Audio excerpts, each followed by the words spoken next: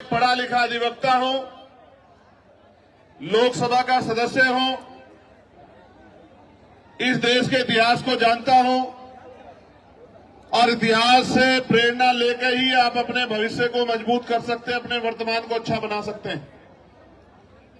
प्यारे साथियों, मैं सबसे पहले दिल्ली की पूरी टीम का बहुत बहुत धन्यवाद करूंगा कि उन्होंने इस महत्वपूर्ण विषय की गंभीरता को समझा और खुद से आगे बढ़कर निर्णय लिया कि हम यूजीसी के समर्थन में एक आंदोलन बुलाकर देश भर में ये संदेश देने का काम करेंगे कि हम सीना तान के कमजोर वर्गों के साथ खड़े हैं और हम अपने बच्चों की आने वाली जो है हमारी पीढ़ियां हैं उनके ऊपर किसी भी तरह का हमला बर्दाश्त नहीं करें।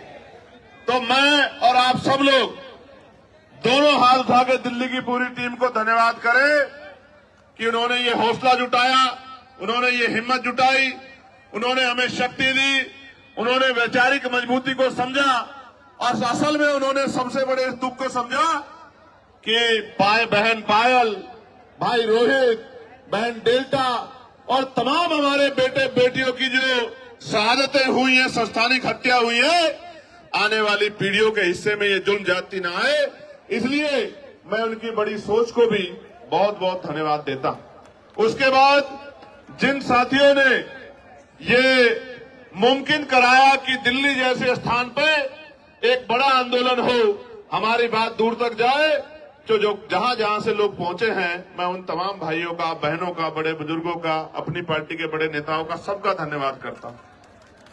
और जिनकी वजह से मैं लोकसभा में पहुंचा हूं, मैं उन भीम आर्मी आजाद समाज पार्टी के साथियों का और नगीना लोकसभा के समझदार लोगों का, नगीना लोकसभा बिजनौर जिले के साथियों का बहुत बहुत धन्यवाद करता हूं। प्यारे साथियों, इस आंदोलन की जरूरत क्यों पड़ी? क्योंकि लोकतंत्र में अगर आप अपने ऊपर होने वाले अन्याय के विरोध में आवाज नहीं उठाते तो ये मान लीजिए कि ये आपके ऊपर मुस्तैद कर दिया जाता है, आपके ऊपर थोप दिया जाता है कि आप इस बात को स्वीकार करते हैं। प्यारे साथियों, आप याद करके देखिए, इस देश में हमें कुछ भी मांगने से नहीं मिला। हर चीज के लिए हमारे अपने बीच के लोगों ने, जिनको आज हम महापुरुष के रूप में मानते हैं, उन्होंने संघर्ष किया है, अपना जीवन बलिदान किया है, अपने बच्चों का बलिदान दिया है, उन्होंने अपना सुख चैन त्यागा है। उसके कारण आज इस देश में कमजोर वर्गों के लोगों को हक और अधिकार मिलने का काम हुआ। प्यारे साथियों, मैं आज उदाहरण देके बताऊंगा, जो भी डिबेट करना चाहता है, मैं चैलेंज करके कहता हूं, जिस भी पार्टी के राष्ट्रीय अध्यक्ष में हिम्मत हो, वो आजाद समाज पार्टी के राष्ट्रीय अध्यक्ष से डिबेट करे, डिबेट करे। मैं सामान्य डिबेट में इसलिए नहीं जाता क्योंकि आजकल चैनलों पे डिबेट का अस्त्र खत्म हो गया है। अपने स्वाभिमान सम्मान की रक्षा स्वयं करनी है, वहां कोई भी आके बैठ जाता है और कुछ भी कहने लग जाता है। हम इतने लोगों का प्रतिनिधित्व करते हैं, इसलिए हमारी जिम्मेदारी है कि हम अपने सम्मान की रक्षा भी स्वयं करें। इसलिए मैं चैलेंज करता हूं कि जिनका भी प्रतिनिधित्व लोकसभा में है, उस पार्टी का कोई भी राष्ट्रीय अध्यक्ष यूजीसी के विषय पे हमसे डिबेट करे और जो कमजोर वर्गों के विषय उन पर डिबेट करे, मुसलमानों के विषय पे डिबेट करे, ईसाइयों के विषय पे डिबेट करे, सिखों के विषय पे डिबेट करे, बौद्धिस्टों के विषय पे डिबेट करे, कर्मचारियों के विषय पे डिबेट करे, किसानों के विषय पे डिबेट करे, दलितों पिछड़ों के हक अधिकारों के विषय पे डिबेट करे, तो हम उनको जवाब देके बताएंगे कि हम जमीन से आए हैं, किसी नेता के पोते, बेटे, पोती, बेटी नहीं है। हमें जमीन का पता है कि आज हालात क्या हैं और लंबे समय से हालात क्या थे। प्यारे साथियों, बड़े गौर से सुनो, नारे तो आप लगा रहे हैं तो बहुत दिनों से, लेकिन खाली नारे से बात नहीं आगे बढ़ेगी। प्यारे साथियों, मैं जानता हूं शिक्षा के दरवाजे किसी और ने नहीं खोले। अगर राष्ट्रपिता ज्योतिबा फूले प्रयास नहीं करते तो आज हमारे तन पे ये कपड़े नहीं आते। अगर शिक्षा में सबसे बड़ा योगदान किसने दिया है तो राष्ट्रपिता ज्योतिबा फूले ने दिया, मां सावित्रीबाई फूले ने दिया, मां फातिमा शेख ने दिया।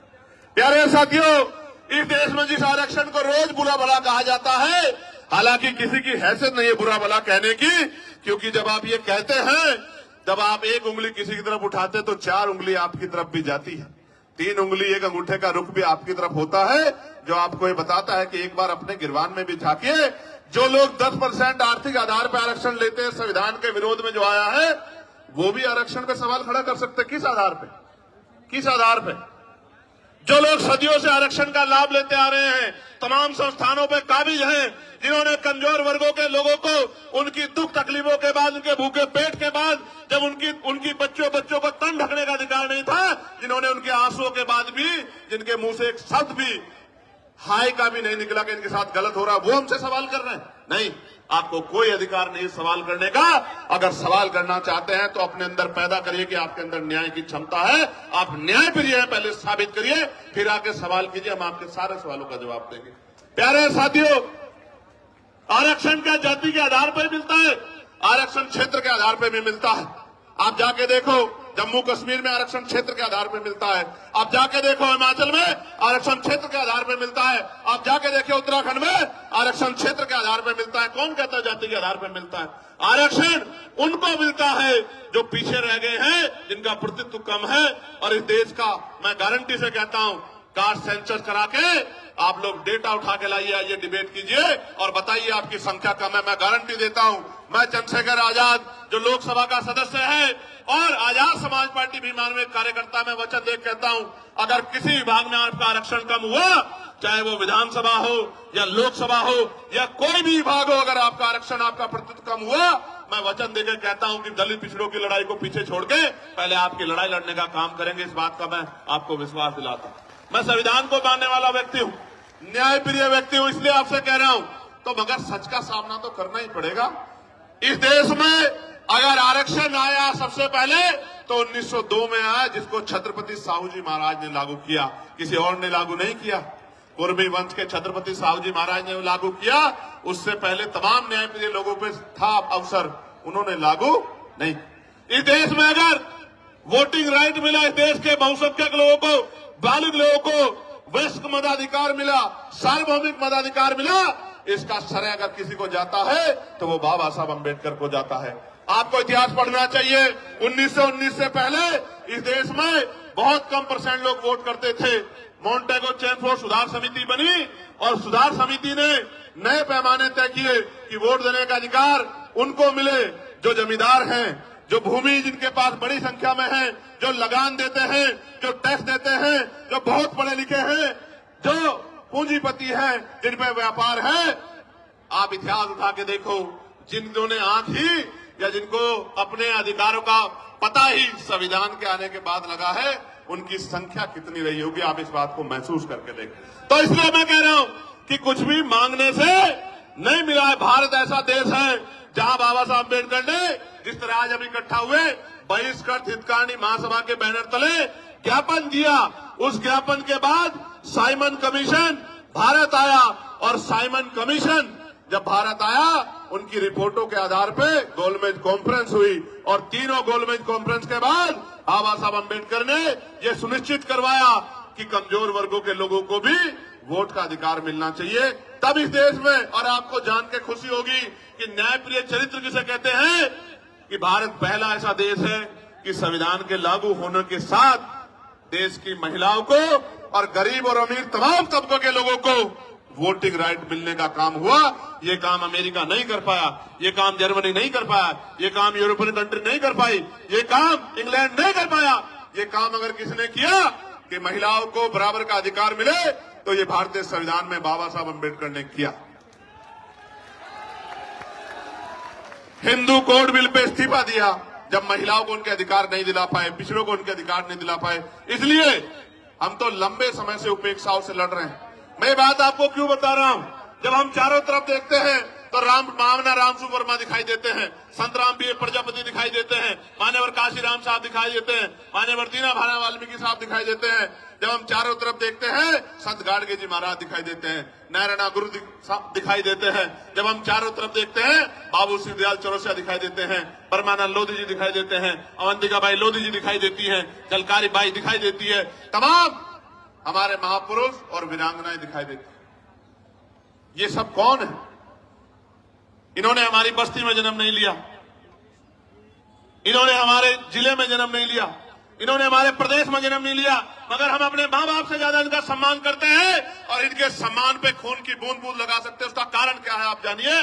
उनका कारण ये है कि इन महापुरुषों ने अपने बच्चों को भी पीछे छोड़ दिया, इन्होंने हमारे लिए अपना पूरा जीवन जिया।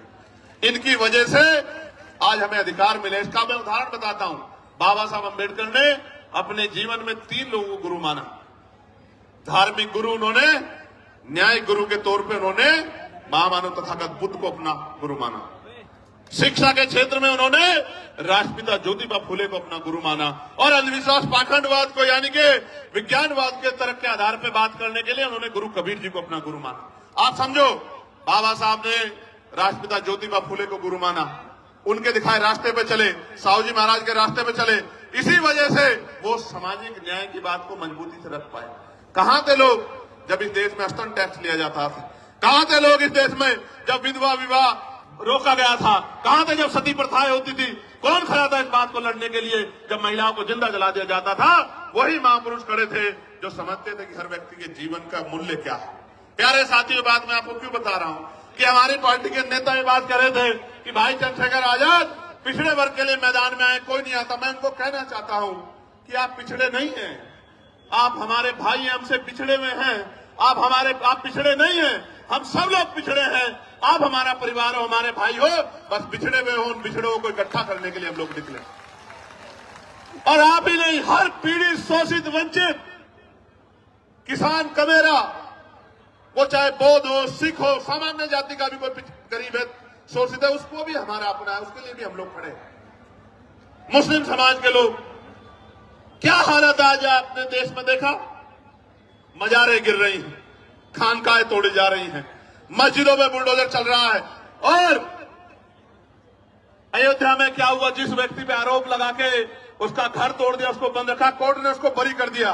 अगर हिम्मत है तो मुख्यमंत्री माफी मांगे अपनी बात के लिए, जो बात उन्होंने असेंबली में खड़े होकर कही थी कि इस धर्म के लोग गुंडागर्दी करते हैं। मैं आपको बताना चाहता हूं कि सब लोग पीड़ित हैं, सब लोग पिस रहे हैं। अभी एक नौजवान साथी मुझसे मिला, मुझसे कहने लगा भैया हमारा विषय उठाना।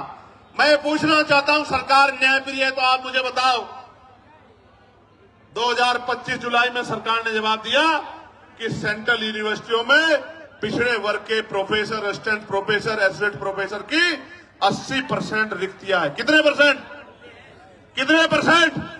80% रिक्तियां।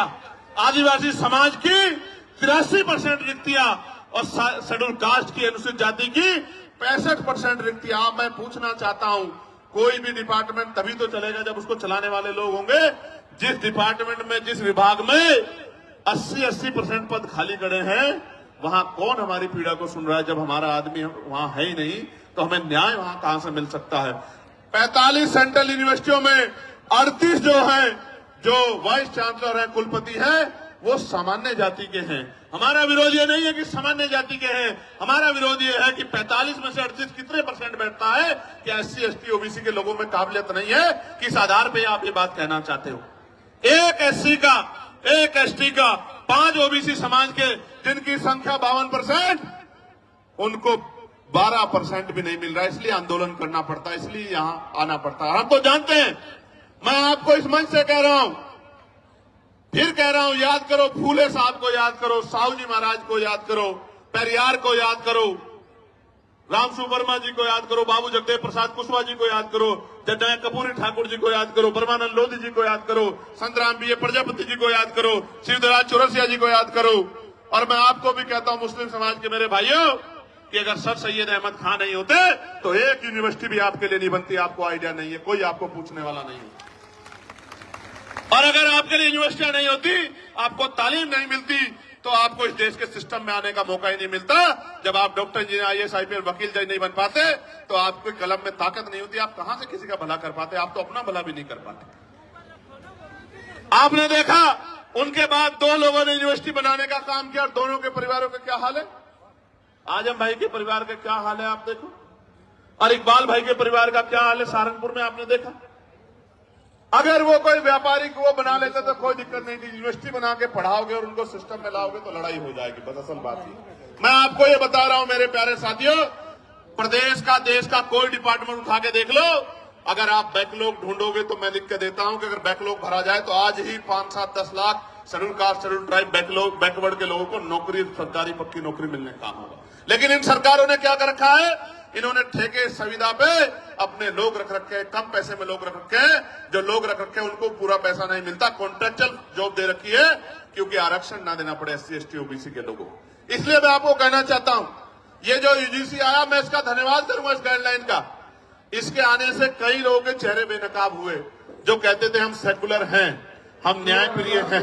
पार्टी के प्रोफेसर से मेरा है कि अपने झंडे मंडे जो है साथ लेके सड़क पर मार्च करते हुए ला जाए। ये जो सम्मानित व्यक्ति बोल रहे हैं, मैं इनसे आग्रह करूंगा, जो एडमिनिस्ट्रेशन के लोग यहाँ हैं, मैं उनसे आग्रह करूंगा कि हमारे जो सीनियर लोग हैं एक बार उनसे बात कर लें, ये बीच में ना अपनी बात को रखे और ये भाषा शैली सुधारे। झंडे वंडे नहीं होते हैं, ये झंडा हमारा सम्मान है। और इस बार अगर ये भाषा शैली नहीं सुधारेंगे तो फिर ये आंदोलन आज ही नहीं, अब आगे कल के लिए भी कह दूंगा और लोगों को अपील कर दूंगा, फिर देख लेना संभाल नहीं पाओगे इस तरह करोगे।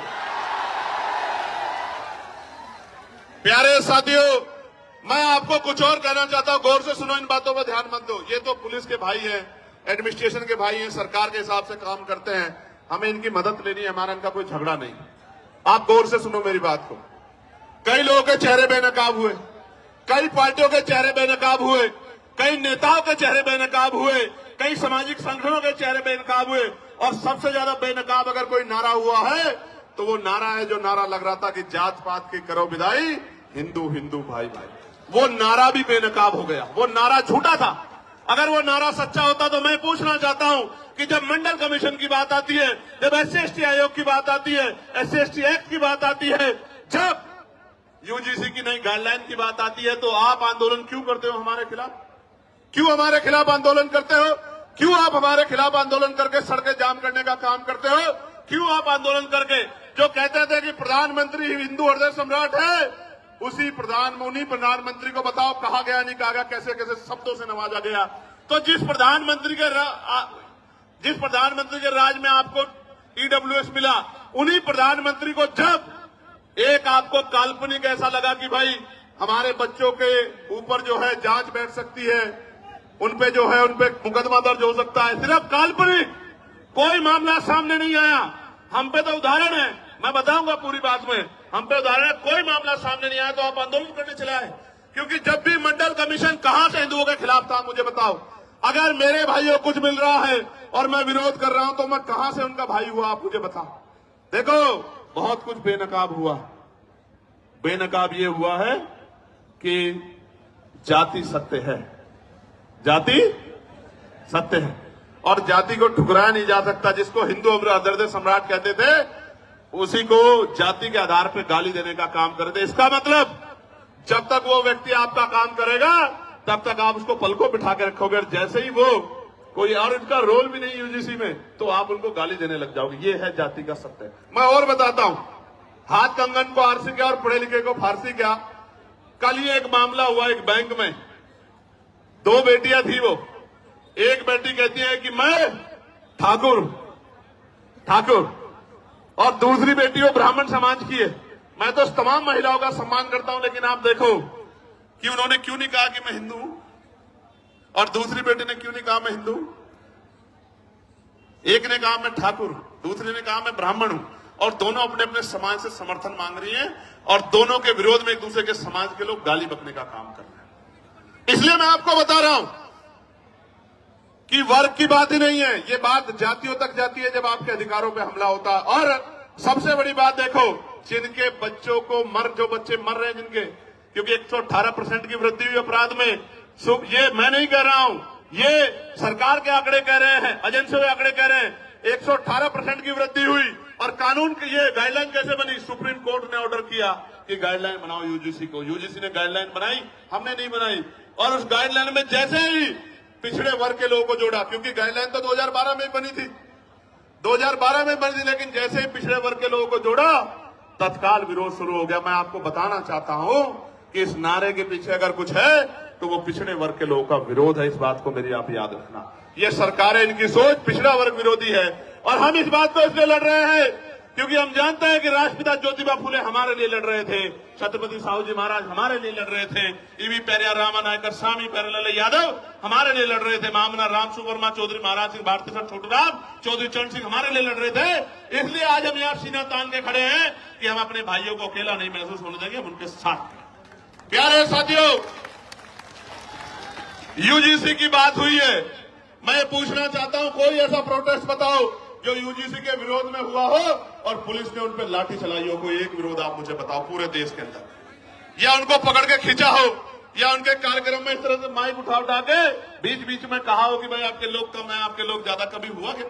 लेकिन जैसे आप लोग आंदोलन करने आए, कहां बीएचयू में, कहां गोरखपुर यूनिवर्सिटी में, कहां लखनऊ यूनिवर्सिटी में, कहां जेएनयू में, कहां डीयू में, आपको पीट भी रहे हैं और पीट के उठा के बंद भी कर रहे हैं। क्योंकि जो समाज प्रभावी होता है, जिनके पास मीडिया होता है, जिनके अधिकारी होते हैं, जिनकी एजेंसियां होती हैं, जिनके पास वॉइस होती है, उनकी छोटी से छोटी बात भी लाखों मील तक दूर जाती है, और जिनकी आवाज नहीं होती उनको हत्या करके लटका दिया जाता है।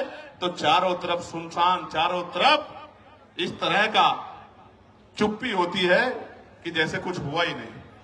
इस देश में क्या नहीं सहा हमने, क्या नहीं सहा इस देश में? हमने लक्ष्मणपुर बातें कांड सुना, जहां हमारी माओ के पेट चीर के और जो बच्चे थे पेट में उनको निकाल के तलवार की नोक पे खड़ा कर दिया। क्या नहीं देखा हमने इस देश में? इस देश के दलितों, पिछड़ों, मुसलमानों, आदिवासियों ने क्या नहीं सहा? कितने दंगे, कितने जुल्म, कितनी लाशें हमारी जो है,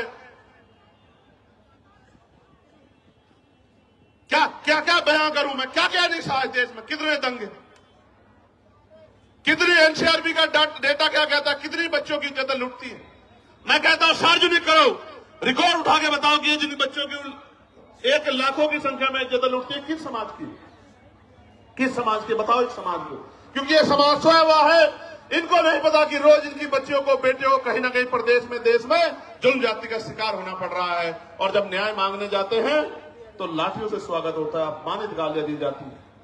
इसलिए मैं कह रहा हूं कि ये नारा तार्किक नहीं है, जो नारा लगा के आपको लंबे समय से बेवकूफ बनाया जा रहा है। ये नारा तार्किक होता तो मैं गारंटी देता हूं कि यूजीसी गाइडलाइन के खिलाफ कोई आदमी सड़क पे नहीं आता।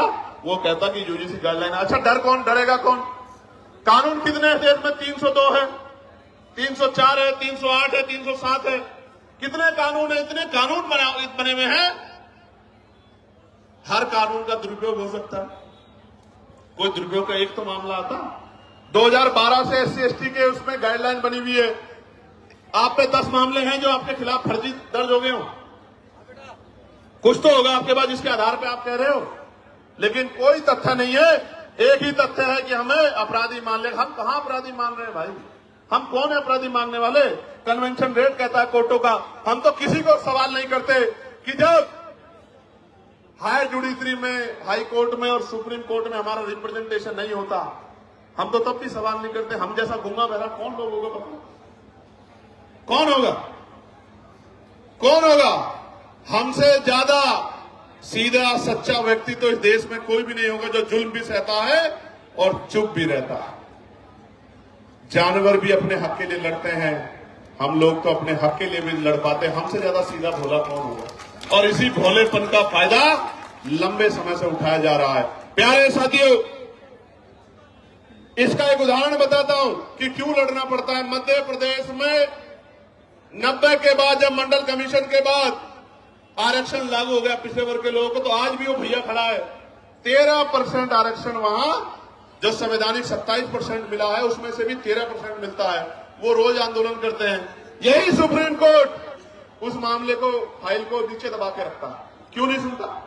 जब आपने एक दिन पहले PIL दाखिल हुई और अगले दिन सुनवाई कर ली, तो हमें पीड़ा होती है कि जब 69,000 शिक्षक भर्ती का मामला उत्तर प्रदेश का सालों भर पड़ा रहता है कोर्ट में, जब 27% रिजर्वेशन का मामला सालों पड़ा रहता है और आप कभी सुनवाई नहीं करते हो। मेरे आज भी याद है जब डिमोशन हुए थे उत्तर प्रदेश में, एक पूर्व की सरकार थी, जब उनके निगरानी में डिमोशन हुए थे, इसी सुप्रीम कोर्ट ने कहा था कि पहले डिमोशन कराओ, उसके बाद हम सुनेंगे। मैं पूछना चाहता हूं, जब हमारे हकों की बात आती है तो क्यों चुप्पी थाम लेते हो आप? हम तो उम्मीद लगा के बैठे हो कि आप न्याय के देवता हो, आप न्याय की मूर्ति हो, आप न्याय करोगे। क्या ऐसा गाइडलाइन में जिसने गाइडलाइन ना पढ़ी हो मुझे बताओ, क्या उसमें आर्थिक रूप से कमजोर वर्गों को उद्देशिका में नहीं जोड़ा गया? आर्थिक रूप से कमजोर वर्ग ईडब्ल्यूएस में सारे सामान्य जाति के बच्चे, तो कैसे सामान्य जाति के खिलाफ हो गया? इसमें महिलाओं को जोड़ा गया है, इसमें दिव्यांगजनों को जोड़ा गया है, कैसे किसी के खिलाफ हो गया? और कहा गया कि भाई इसमें नोटिफिकेशन में ये नहीं रखा कि सामान्य जाति के प्रतिनिधि होंगे। मैं कहता हूं 38 जब कुलपति सामान्य जाति के हैं तो आपका रिप्रेजेंटेशन कौन कर देगा? जब इतना बैकलॉग है ओबीसी एससी एसटी का, तो आप हमें तो गारंटी देता हूं, जो समता समिति बनेगी बनवा लो, ओबीसी के एसटी के प्रोफेसर नहीं मिलेंगे आपको, सीनियर प्रोफेसर मिलेंगे नहीं। आप मेरा चैलेंज आप चेक करवा लो। तो इसलिए मैं कह रहा हूं प्यारे साथियों, मंडल कमीशन आया था, मंडल कमीशन 2 सिफारिशें लागू हुई, अभी बाकी सिफारिशें चूकी हुई। कभी कोर्ट को नहीं लगता कि ये सिफारिशें लागू होनी चाहिए, कभी नहीं लगता, कभी नहीं लगता। और निजी क्षेत्रों में हम लोग पार्लियामेंट में बिल लेके आए, प्राइवेट मेंबर बिल की निजी क्षेत्रों में एससी एसटी ओबीसी के लोग आरक्षण मिलना चाहिए। क्यों मिलना चाहिए भी सुनो। निजी क्षेत्र बनता कैसे है? निजी क्षेत्र इस तरह बनता है कि सरकार जमीन देती है, 1 रुपए लीज पे हजारों बीघा जमीन, फिर उसको लोन देती है, फिर टैक्स में छूट करती है। इस तरह की छूट वो किसानों को, मजदूरों को, गरीबों को, अल्पसंख्यकों को, मुसलमानों को, आदिवासियों को नहीं देती। इतने सब प्रावधानों के बाद तब जाके वो प्राइवेट सेक्टर बनता है। तो जो सारा ही सरकारी पैसे से बना हो, सारा ही सरकारी जमीन पे बना हो, तो उसमें कमजोर वर्गों को हिस्सेदारी क्यों नहीं मिलनी चाहिए? कोई पूछने वाला है क्या? इसलिए हमने कहा कि निजी क्षेत्रों में भी आरक्षण की व्यवस्था होनी चाहिए। और आज इसकी देश की सच्चाई ये है, आपको जानना चाहिए देश की सच्चाई ये है कि कितने ही जो शहर हैं जिनको कहा जाता है स्मार्ट सिटी, उनमें सफाई कर्मचारी सीवर में उतरते हैं, सीवर में मर जाते हैं। 7,000, 8,000, 9,000, 11,000 पे, 13,000 पे मजबूर है काम करने के लिए। मैं आपको जिम्मेदारी के तौर पे कहना चाहता हूं, जानबूझ के जाति के आधार पे ये काम दिया गया है और जाति के आधार पे इसके वेतन का निर्धारण किया गया है। पर की नौकरी छीन के ठेकेदारी सुविधा पे नौकरी देके आज भी हमारे लोग गटर में मरते। किसी को दुख क्यों नहीं होता? क्यों नहीं सुप्रीम कोर्ट संज्ञान लेता? एक मुख्यमंत्री असम का ये कहता है कि 5 की जगह 4 रुपए दो, इतना सताओ कि ये प्रदेश छोड़ के भाग जाए। जो वीडियो जारी करता है जिसमें सीने पे गोली मारने का जो है निर्देश दिया गया है, मैं पूछना चाहता हूं सुप्रीम कोर्ट सुमोटो क्यों नहीं लेता है? इस वायलेशन पे सुप्रीम कोर्ट चुप क्यों है? हमारे नरसंहार पे सुप्रीम कोर्ट चुप क्यों है? इसलिए तकलीफ होती है कि जिस न्याय के मंदिर से हमें उम्मीद है वो न्याय का मंदिर हमारी तरफ नहीं देख रहा, इसलिए प्रोटेस्ट करना पड़ता है कि उस न्याय के मंदिर तक हमारी भी तकलीफ जाए, हमारी भी पीड़ा जाए। हम भी इस देश के लोग हैं, हम भी देश में टैक्स देते हैं, हम भी देश को सींचते हैं, हम ही देश की बिल्डिंगें बनाते हैं, हम बड़े बड़े शहरों की बिल्डिंगें बनाते हैं, उसमें हमारा पसीना लगता है। न्यूनतम वेतन मजदूरी पे और मजदूरी मांगने पे हत्या भी होती है। हम ही देश की बिल्डिंगें बनाते हैं, हमारे पसीने खून से बिल्डिंगें बनती हैं। हमारी माएं, हमारी बहनें, हमारे बच्चे पेट पे जो है हमारी माएं बच्चे बांध के इस बिल्डिंगों में ईंटें चढ़ा के मशीनरी तो आ जाइए, इस देश को मजबूत करने का काम करती हुई बड़ी बड़ी बिल्डिंगें बनाती है। इन बिल्डिंगों में हम पे रहने के लिए स्थान नहीं होता है। ये सब हमारे सामने। सरकार कहती है हम प्रधानमंत्री आवास योजना चला रहे हैं, लेकिन आप देखो हल्द्वानी में कैसे बसे बसाए लोगों को उजाड़ने का काम किया जा रहा है। इसलिए दर्द होता है कि चारों तरफ हमें कोई सुनने वाला नहीं। प्यारे साथियों, मैं कर्मचारियों की पीड़ा को समझता हूं, ठेकेदारी सुविधा पे जिस तरह उनको लूटा जा रहा, मैं इस बात को समझता हूं। मैंने कहा कि जो भूमिहीन कमजोर हैं, जिनको पट्टे दिए गए थे दलित पिछड़े वर्ग के लोगों को, वो सारे पट्टे छीनने का काम सरकारें कर रही है, गुंडागर्दी कर रही है, भूमाफिया कर रहे हैं। लेकिन सुप्रीम कोर्ट संज्ञान नहीं लेता और अगर फाइल जाएगी, और मैं दूसरों की नहीं कहता, मैं अपने मामलों को जो अन्याय मेरे साथ हुआ इनको लेकर सुप्रीम कोर्ट जाऊंगा। आप देखना कितने दिन बाद फाइलों का मौका मिलेगा, आप निर्धारण करना। मैं कहना कहा ना प्रत्यक्ष प्रमाण की जरूरत नहीं है, मैं भी जाऊंगा सुप्रीम कोर्ट बहुत जल्दी, अगले 10 दिन के अंदर। मैं देखूंगा कि हम कमजोरों की पीड़ा को भी इस तरह सुना जाता है क्या? जब सरकार हम पे जुल्म करती है, जब सरकारें हम पे अन्याय करती है, निर्दोष होते हमें जेल भेजने का काम करती है, हम पे रासुकाएं लगाती है, हमारे बच्चों को पीटने का काम करती है, हमारी हड्डियां तोड़ने का काम करती है, हमें करंट लगाने का काम करती है, तो ये सुप्रीम कोर्ट हमारी पीड़ा को भी सुनता नहीं सुनता, मैं जाऊंगा। प्यारे साथियों, आज इस देश में शिक्षा बाजार बन गई है, शिक्षा बाजार बन गई है। गरीब आदमी अपने बच्चों को अच्छी पढ़ाई नहीं दिला सकता, कोई पूछने वाला नहीं है। बच्चे पढ़ेंगे नहीं तो आगे कैसे जाएंगे? और जो चला जाता है वो हिंसा का शिकार हो जाता है, जातीय भेदभाव का शिकार हो जाता है। मैं दूर नहीं जाता, कहते हैं ना कि भाई उदाहरण की जरूरत पड़ती है। मीडिया के साथी यहां हैं। वर्ष 2012 में वर्धमान, जो अब सफदरजंग है, महावीर मेडिकल कॉलेज में SC/ST समुदाय के MBBS कर रहे छात्रों को फिजियोलॉजी के लिखित टेस्ट में जाति देखकर जानबूझ के फेल किया गया। आरोप लगे, जांच हुई और आपको जान के अचरज होगा, छात्रों की शिकायत पे जब दर्ज हुई, सरकार ने कमेटी बनाई जिसका नाम था मुंगेकर कमेटी। मुंगेकर कमेटी की जांच में पता लगा कि SC/ST के बच्चे के पेपर पे अंकित जाति देख के चुन चुन के फेल किया गया। तो हमारे मन में सवाल क्यों ना पैदा हो कि हमारे साथ कास्ट बेस्ड डिस्क्रिमिनेशन होता है।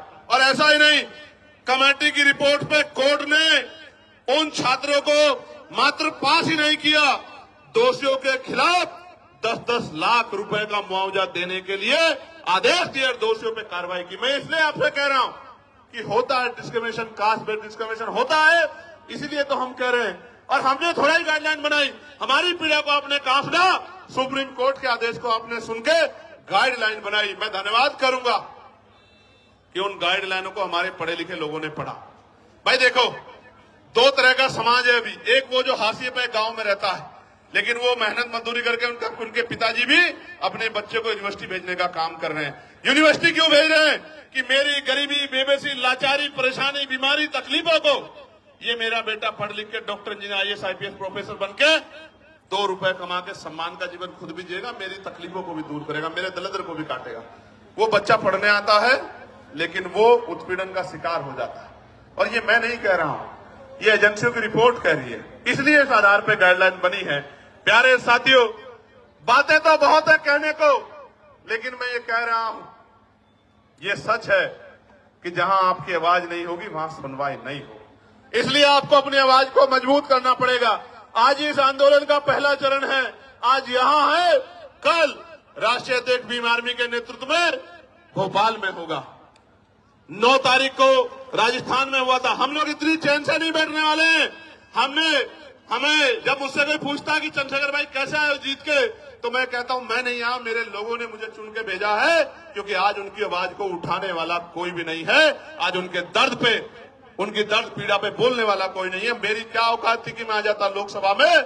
मेरे लोगों ने वोट और नोट देके मुझे चुन के भेजा है। मेरी जिम्मेदारी बैठती है कि अगर उनकी तरफ आंच आए, उनकी तरफ उंगली उठे, तो मैं भी बोलूं और अपने साथ के जागरूक लोगों को भी बोलने के लिए तैयार करूं। इसलिए आज ये आंदोलन हो रहा है। प्यारे साथियों, इस देश में संविधान है, आर्टिकल 25-26 है, धार्मिक आजादी है। मैंने आज ही पार्लियामेंट में पूछा कि आप ये बताओ, तमाम त्योहारों पे आप व्यवस्था करते हो, लेकिन भगवान बुद्ध की जयंती पे, संत कबीर जी की जयंती पे, गुरु रविदास जी की जयंती पे, पेरियार जी की जयंती पे, फूले जी की जयंती पे, साहू जी की जयंती पे, तमाम जो हमारे महापुरुष हुए हैं, मुस्लिम समाज में भी हुए, सिख समाज में भी हुए, जैन समाज में भी हुए, बौद्ध समाज में भी हुए, उनकी जयंतियों के अवसर पे, उनके धार्मिक आयोजनों पे आप बजट क्यों नहीं देते हो? बताओ। आप ईद पे क्या बजट खर्च करते हो? आप मुहर्रम पे क्या बजट खर्च करते हो? आप शब बारात पे क्या बजट खर्च करते हो? क्या इस देश के धन पे कुछ ही लोगों का अधिकार है कि ये देश, ये सरकार सबका साथ सबके विकास के झूठे के नारे के साथ क्यों खड़ी है? ये कहे कि धन तुम्हारा और अधिकार हमारा, धन तुम्हारा, अधिकार हमारा, हम अपने लोगों को देंगे, ये सच बताने का काम करें। हम जानते हैं सच क्या है। प्यारे साथियों, मैं लगातार उन विषयों को पार्लियामेंट में उठाने का काम करता हूं। हमारी संख्या कम है, इसलिए मुझे समय कम मिलता है, लेकिन ये संख्या कम हमेशा नहीं रहेगी। ये संख्या हमेशा कम नहीं रहेगी।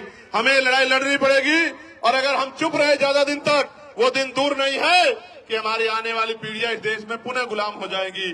गुलामी की बेड़ियां काटने के लिए हमें संघर्ष करना पड़ेगा और क्रांति की ज्वाला में अपना बलिदान देने के लिए सतत तैयार रहना पड़ेगा, क्योंकि महापुरुषों ने संघर्ष किया था तो हम लोगों को अवसर मिला है। और अगर आज हम लोग संघर्ष करेंगे तो आने वाली पीढ़ियों को अवसर मिलेगा। और अगर हम लोगों ने चुप्पी थाम ली, निजी स्वार्थों में चुप हो गए, जिस तरह हमारे कुछ नेताओं ने अपने लोगों का हाथ छोड़ के और ये कहा कि भाई हम इनके साथ है, मैं कहना चाहता हूं आपको सबके साथ रहना चाहिए, लेकिन गलत को गलत और सही को सही तो कहना चाहिए। अगर गलत होता तो मैं भी उनकी बात करता, लेकिन जब गलत नहीं है तो सिर्फ वोट के लिए आप उधर चले गए। जब आप पावर में नहीं हो तो आज आप उधर जाके खड़े हो गए हो, कल आप पावर में होंगे तो मैं कैसे उम्मीद करूं कि आप हमारे लोगों के बारे में सोचोगे। ये बहुत बड़ी चिंता हमारे समाज के सामने, हम गरीब, कमजोर, दलित, पिछड़े मुसलमानों के सामने देश में आ गई। प्यारे साथियों, चारों तरफ अंधेरा है, चारों तरफ चुप्पी है, सब लोग आंखें बंद करके बैठ गए हैं। ऐसे दौर में अगर हम लोगों ने भी आंखें बंद कर ली तो मैं लिख के देता हूं कि लड़ने की हिम्मत टूट जाएगी। मेरी बात को आप याद रखें। जब मैं ये लड़ाई लड़ रहा हूं, आपको नहीं पता इसके बाद मुझे क्या मिलेगा। मीडिया में जो उस तरह की सोच के लोग हैं वो मेरे खिलाफ राजनीतिक प्रोपगंडा चलाएंगे, झूठे प्रोपगंडे चलाएंगे।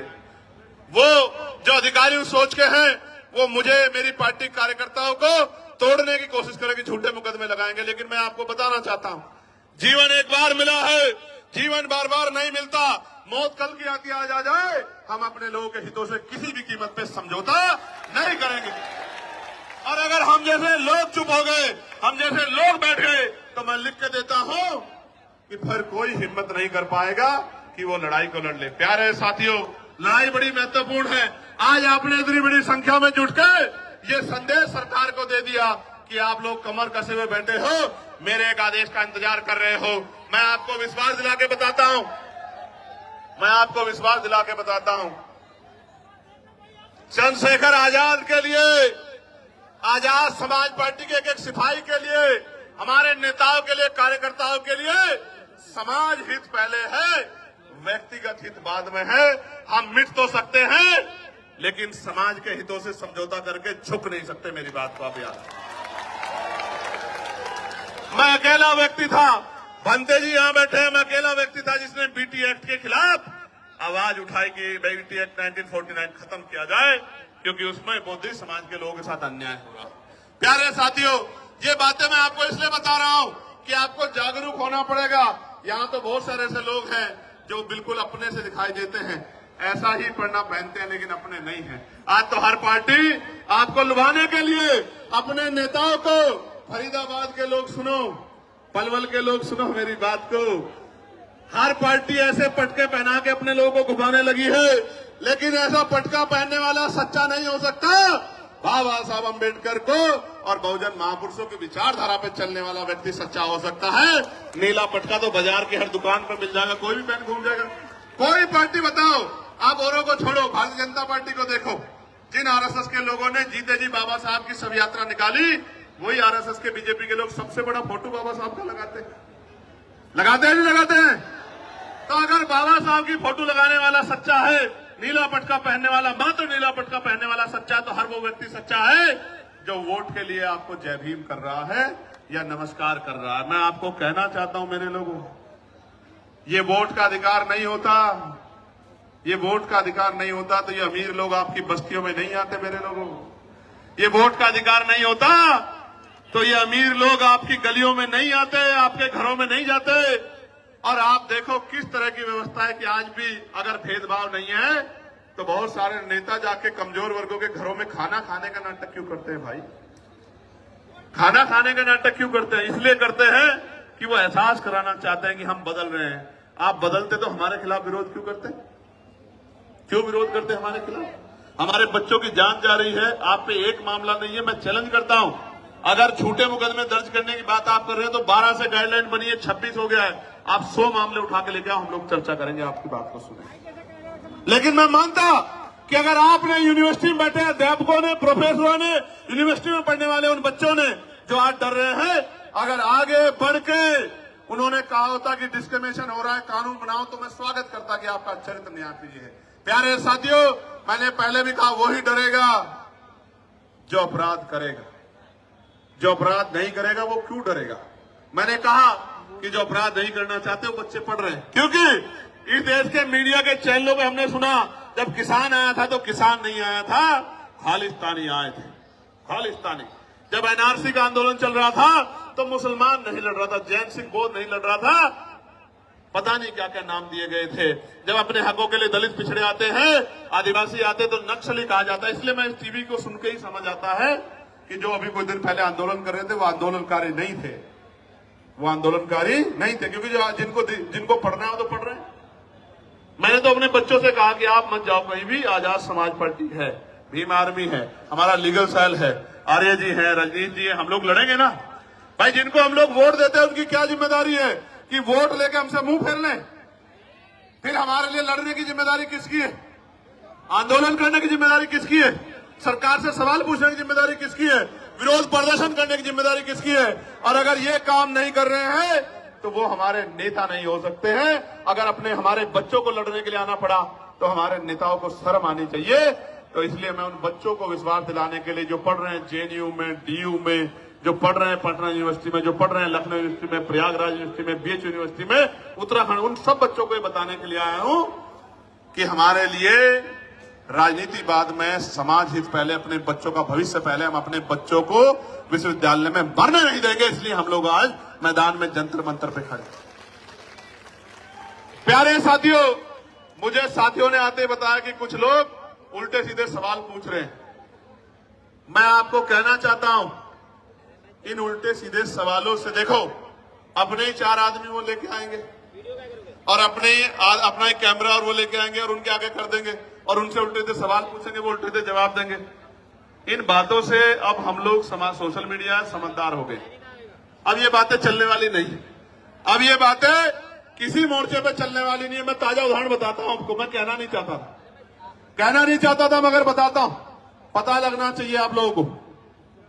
मैं पिछले 20-25 दिन से सहारनपुर नहीं गया, क्योंकि लगातार मैं अपने लोकसभा क्षेत्र के मुद्दों को उठाने के लिए पार्लियामेंट में कोशिश कर रहा हूं। और इस बीच में हमने रैलियां की, आगरा की रैली की, फिर हमने कन्नौज की रैली की, फिर हमने 8 तारीख को संत कबीरनगर की रैली की। तो एक घटना मेरे जिले में घटी, जहां शोभा यात्रा निकालने के लिए परमिशन को लेकर विवाद हुआ। अब उन बच्चों से कहलवाया गया कि भाई चंद्रशेखर भाई ने मदद नहीं की। पहली बात तो बच्चे मुझे कभी मिले ही नहीं, ना मैं छुटमलपुर जाता हूं। मैं यहां से जाता हूं तो अपनी जिम्मेदारी अदा करने के लिए नगीना जाता हूं, नगीना से निकलता हूं तो देश भर में जाता हूं। मैं कभी आराम करने छुटमलपुर जाता ही नहीं, तो बच्चे मुझसे कभी मिले ही नहीं। वो मुझे कुछ बताते तो मैं उनके लिए लड़ता, हल करने के लिए कोशिश करता।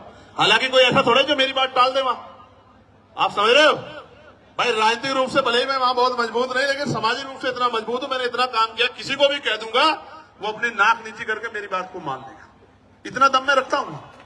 लेकिन काम की बात जानो, वो बच्चे मेरे पास आए नहीं, मैं घर गया नहीं, लेकिन चलाया गया कि देखो चंद्रशेखर भाई ने मदद नहीं की। भाई आप मुझे बताओ, मेरे पास कोई मामला नहीं आएगा, मैं कैसे मदद कर दूंगा, आप बताओ। लेकिन चला गया कि भाई चंद्रशेखर मदद नहीं कर रहे हैं, चंद्रशेखर तो भाई मुस्लिम भाइयों का मामला इसलिए मदद नहीं कर रहे हैं। मैं पूछना चाहता हूं, ये मुस्लिम कोई अलग थोड़े, ये भी तो हमारे ही हैं।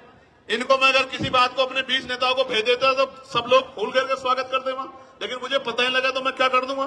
जब पता लगा तो मैंने खबर की, तो उन्होंने नहीं कहा कि हम निकलवा देंगे भाई साहब। लेकिन आपको पता है क्या हुआ? पुलिस ने कह दिया कि हम परमिशन नहीं देंगे। मैंने डीआईजी से बात की, मैंने कमिश्नर से बात की, मैंने एसएसपी से बात की, मैंने डीएम से बात की कि निकलवाओ उनकी शोभा यात्रा, क्यों रोक रहे हो? तो बोले साहब हम नहीं देंगे परमिशन। तो ये देखो, सरकार झगड़ा कराना चाहती है हमारे लोगों को, आपको समझना पड़ेगा। और मैं समझता हूं कि मेरी लड़ाई शोभा यात्रा तक सीमित नहीं है। मेरी लड़ाई तब तक जारी रहेगी जब तक आपको स्वाभिमान सम्मान का जीवन नहीं मिलता। मेरी लड़ाई तब तक जारी रहेगी जब आपको हक अधिकार नहीं मिलते। मेरी लड़ाई तब तक जारी रहेगी जब तक आपकी जेब में पैसा नहीं आता। मेरी लड़ाई तब तक जारी रहेगी जब तक आपके भी टूटे फूटे मकान ऐसे नहीं बनते जैसे दूसरे लोगों के हैं। मेरी लड़ाई तब तक जारी रहेगी। इसलिए मैं तो इस देश में हक अधिकार की लड़ाई लड़ रहा हूं।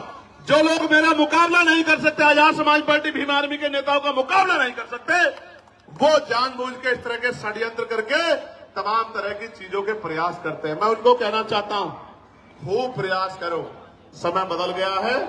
उत्तर प्रदेश में आने वाला समय आजाद समाज पार्टी काशीराम का है, मेरी बात को आप याद।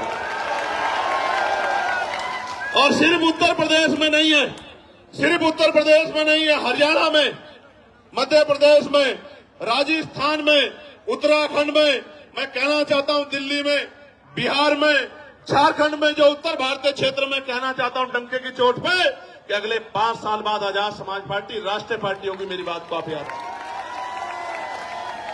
क्योंकि हर व्यक्ति के पास समस्या है, आजाद समाज पार्टी पे समाधान है। इसलिए सब लोग एडी चोटी का जोड़ लगा के सुबह शाम षड्यंत्र करते रहते हैं। इतना काम ही अपनी पार्टी के लिए करे तो इनकी पार्टी का भी 1-2 एमएलए जीत जाएगा।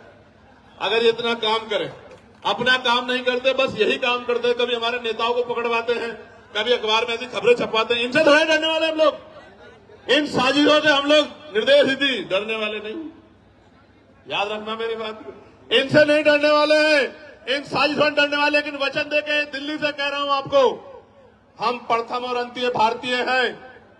भारत की अस्मिता पे कोई आंच आएगी, भारत की सेना के सम्मान पे कोई आंच आएगी, जो हमारा गौरव है, हमारे अर्धसैनिक बलों पे, हमारे पुलिस के भाइयों पे कोई आंच आएगी, अगर हम में खून की कमी भी हो जाएगी तो हम अपने खून का कतरा कतरा देके इस देश के गौरव की रक्षा करेंगे। मैं आपको वचन देके कह रहा हूं।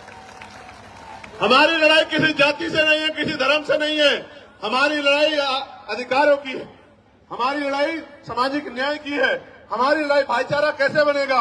एक आदमी ताला लगा के बैठ गया, गरीबों को कुछ देना नहीं चाहता, ये लोधी जी खड़े हैं बुलंदशहर वाले, एक आदमी ताला लगा के बैठ गया, हापुड़ वाले भी, और वो देना नहीं चाहता, और हम लोग दरवाजा खटखटा रहे हैं कि हमारा हिस्सा में दे दो। कैसे जो है भाईचारा बन जाएगा? जब तक इस देश में धन धरती राजपाट नहीं बटेगा तब तक बात आगे नहीं बढ़ेगी। और मैं आपको कहना चाहता हूं, समय आ गया है, नौजवानों ने लड़ाई ली है, कहते हैं ना, संघर्षों के साए में घनघोर जवानी पलती है और इतिहास उधर झुक जाता है जिस ओर जवानी चलती है। जिस दिन से मुजफ्फरनगर की रैली हुई, आगरा की रैली हुई, हरदोई की रैली हुई, कन्नौज का ऐतिहासिक जो है महारेला हुआ, संत कबीर नगर की रैली हुई, 25 तारीख को जौनपुर में ऐलान होगा, उसके बाद जौनपुर में, और देखना, चैलेंज करके कह रहा हूं, गौर से सुनो, जौनपुर में ऐतिहासिक रेला होगा। जौनपुर के बाद 15 तारीख को बाराबंकी में ऐतिहासिक रेला होगा। उसके बाद 29 तारीख को मार्च में लखीमपुर खीरी में महारेला होगा। मेरी बात को आप यार डंके की चोट पे कह रहा हूं। और रंजन साहब, आप भी सुनो, आपने नहीं देखा होगा कि 2 दिन पहले ग्राउंड बदल दिया जाता है, 2 दिन पहले परमिशन नहीं देते हैं। जिस तरह के गुंडा तंत्र से हम लोग लड़ रहे हैं, कोई लड़ नहीं सकता। हमारी बड़ी बड़ी रैलियां होती है और मीडिया में 1 मिनट नहीं होती कि वो आजाद समाज पार्टी की एक न्यूज दिखा दे। लेकिन हम नाराज नहीं हैं, हम ये मानते हैं कि अभी हमारी शक्ति कम है, हम इसको बढ़ाएंगे।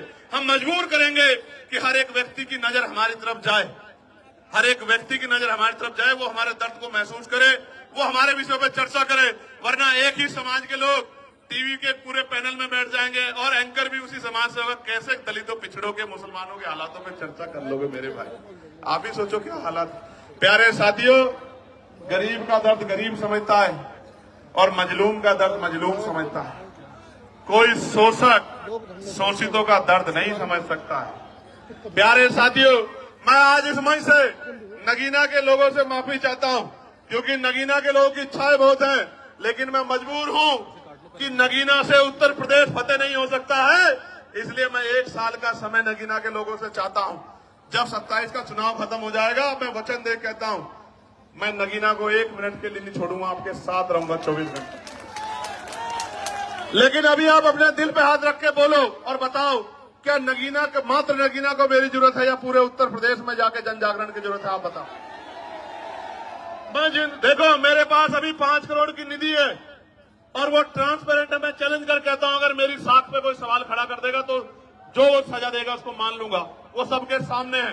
मैं कोशिश करता हूं कि किसी का काम जो जरूरी है वो ना रुके। मैं फिर कह रहा हूं, ये 5 करोड़ में सीमित हूं मैं। जिस दिन राजकाज बनेगा, सिर्फ नगीना नहीं, जिस चीज पे आप हाथ रख दोगे कि भाई ये काम होना चाहिए, मैं गारंटी देता हूं वो काम करके दिखाएंगे। आप मेरी बात करें। इसलिए प्यारे साथियों, 1 साल का समय दे दो। 1 साल, इतने साल जुल्म सहाया, आपको बिल्कुल अलग रखा। 1 साल का समय दे दो। 1 साल के बाद आपकी तरफ एक भी शिकायत की सुई नहीं आने देंगे, इस बात का मैं आपको विश्वास दूं। प्यारे साथियों, शामली भैंसवाल के लोग धरने में बैठे हैं, कुछ लोग यहां भी आए हैं हमारा समर्थन करने। मैं उनका बहुत समर्थन करता हूं। उनकी जो मांग है आप बताइए, हम लोकसभा के पटल पे भी उठाने का काम करेंगे और उनको जाके मजबूती देने का भी काम करेंगे। प्यारे साथियों, अंत में जब मैं अपनी बात को खत्म करूंगा तो मैं आपसे भी कुछ उम्मीद करके आया। बताओ मेरी मदद करोगे नहीं करोगे? और मेरी मदद का मतलब क्या है सुनो। मेरी मदद यानी कि आपकी खुद की मदद। गौर से सुनना। आज हमने किसी को नहीं पता था हमारा प्रदर्शन यहां होता है तो पूरा कनॉट पैलेस, पूरा ये क्षेत्र जाम हो जाता है। इस बात को पूरा प्रशासन, पुलिस जानती है। आज हमने चुनिंदा लोगों को, ये भी हजारों हजार संख्या में हो गए हैं, अलग अलग स्टेट से बताया कि उनको जाकर किस तरह लड़ाई लड़नी है। राजस्थान के कुछ साथी दिख रहे हैं, हरियाणा के कुछ साथी दिख रहे हैं, यूपी के कुछ साथी दिख रहे हैं, मध्य प्रदेश के कुछ साथी दिख रहे हैं, इसी तरह उत्तराखंड के साथी भी दिख रहे हैं। दिल्ली का तो बारंबार हम लोग धन्यवाद करते हैं। बिहार के साथी दिख रहे हैं। मैं आपको ये कहना चाहता हूं, गौर से सुनो, मैं आपको ये कहना चाहता हूं, अंत में गौर से सुनो, मैं आपसे क्या चाहता हूं। आप यहां से जब घर लौटो तो इस बात को समझो कि political power is the master की। जब तक राजनीतिक सत्ता हमारे पास नहीं होगी तो हमारे हितों में फैसले नहीं होंगे, पॉलिसियां नहीं बनेगी। मैं आपसे, आप उससे मेरे खून का कतरा कतरा ले लो फौजी साहब, लेकिन मैं आपसे आग्रह कर रहा हूं कि गली मोहल्लों में जाके अपने वोट को संगठित करके अपनी ताकत 2027 में उत्तर प्रदेश के अंदर बना। और मैं बड़ी बात नहीं कह रहा हूं श्री जी, एक मौका आप आजाद समाज पार्टी काशीराम को मिलने दो। मैं वचन देके कहता हूं, विश्वास से कहता हूं, पूरी हिम्मत से कहता हूं कि जो लोग आज हमारे साथ नहीं है वो भी ये कहेंगे कि हम उसका विरोध भले ही कर सकते हैं, उस पार्टी का, उसकी पॉलिसी का, लेकिन उनका काम में मुकाबला नहीं कर सकते। ऐसा काम करके दिखाएंगे, मेरी बात को आप याद रखें। प्यारे साथियों, मैं पुलिस के भाइयों का बहुत धन्यवाद दूंगा। एड्रेस मुझे भी नहीं पता अभी है। एक मिनट, एक आदमी को बोलना तो। आजमगढ़ वाली होगी, अभी बाद में देंगे आजमगढ़ को मौका।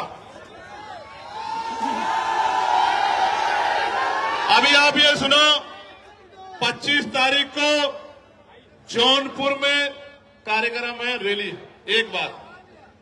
और 25 तारीख के बाद 15 तारीख को, 15 मार्च को रैली है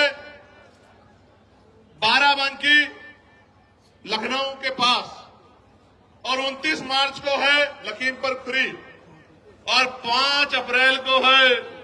उत्तराखंड के साथियों को भी मौका दिया है कि वो भी अपनी शक्ति को इस बार दिखा दें। बहुत दिन हो गए हैं उनको भी, क्योंकि इस बार उत्तराखंड से भी हमारा प्रतिनिधित्व आने वाला है, ऐसा भी मेरा विश्वास है। प्यारे साथियों, आप यहां जुटे हो, बड़ी ताकत दी आपने आके, इतनी छोटी कॉल पे इतनी मजबूती से आपने आंदोलन किया। 500 लोगों के आंदोलन को 50 बार टीवी में दिखाया जाता है, 5 लोगों के आंदोलन को ब्रेकिंग न्यूज में दिखाया जाता है। आशा और उम्मीद है कि आज आपकी तरफ भी मीडिया की निगाह जाएगी, ऐसा मेरा विश्वास है। भले ही वो निगेटिव वे में जाए, भले ही वो निगेटिव वे में जाए, भले ही वो ये कहे कि बहुत शोर शराबा था, नौजवान पेड़ों पे चढ़ गए थे, पुलिस बार बार रोक रही थी, इस तरह की सारी बात करें, लेकिन कभी कभी आपके खिलाफ जो साजिश होती है उससे भी लोकतंत्र में आपका प्रचार होता है, तो इससे घबराने की जरूरत नहीं। प्यारे साथियों, ऐसे मुट्ठी बंद करो मेरे साथ सब लोग, जहां तक मेरी आवाज जा रही है मुट्ठी बंद करो। जय भीम, जय भारत, जय संविधान, जय मंडल, जय जोहार। आवाज दो, आवाज दो। यूजीसी गाइडलाइन लागू करो, कुर्सी खाली करो, यूजीसी गाइडलाइन लागू करो। कुर्सी खाली करो। बाक लोग भरो,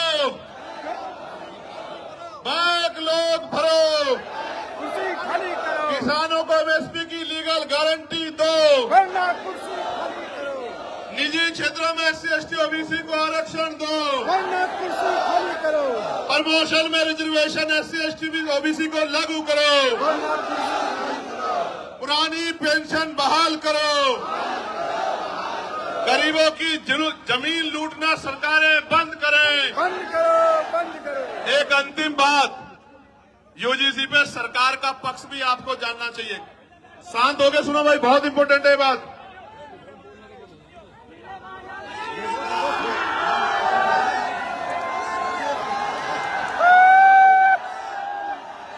एक मिनट सुनो, अभी चर्चा करेंगे, खत्म कर रहे हैं। सुनो, इंपॉर्टेंट बात सुनो भाई, सुनो आगे जो है, आगे सुनो जो खड़े। देखो, जब ये यूजीसी गाइडलाइन के खिलाफ कोर्ट में गए लोग, तो सरकार की जिम्मेदारी थी कि वो पैरवी करती। आप क्योंकि सुप्रीम कोर्ट की जो कार्रवाई है वो भी अब ऑनलाइन है, तो सॉलिसिटर जनरल जो है हमारे, उन्होंने एक शब्द नहीं कहा कि भाई ये होना चाहिए, इसमें कोई कमी नहीं है। अगर वो बोलते तो मानते सरकार इस पक्ष में थी। गौर से सुनो, क्योंकि जब किसानों के खिलाफ कानून बने और किसान आए कोर्ट में, तो सॉलिसिटर जनरल की खूबियां गिना रहे थे। 370 पे खूबियां गिना रहे थे, 3 तलाक पे खूबियां गिना रहे थे और तमाम कानूनों पे खूबियां गिना रहे थे। लेकिन यूजीसी की गाइडलाइन पे जब रोक लग रही थी, तो जेब में हाथ डाल के खड़े थे। मुझे बड़ी तकलीफ होती है कि जिनको हम रहनुमा समझते हैं वही हमें मारने के पीछे तले। और बाजों की तरफ मत देखो। कल ये विरोधी लोग कहेंगे कि ये बाज भी चंद्रशेखर ने पाल लिए हैं, ये बाज भी चंद्रशेखर जी की मदद करने के लिए पहुंच जाते। भाई मैंने किसी को नहीं कुछ भी कहा है, मैं तो प्यार बांटने के लिए निकला हूं, लोगों को जोड़ने निकला हूं। अगर इंसानों के साथ पक्षी भी जुड़ रहे हैं तो मैं क्या कर सकता हूं मेरे भाई को। प्यारे साथियों, मैं पुणे दिल्ली की पूरी टीम का बहुत बहुत धन्यवाद करता हूं, बहुत बहुत धन्यवाद करता हूं। भाई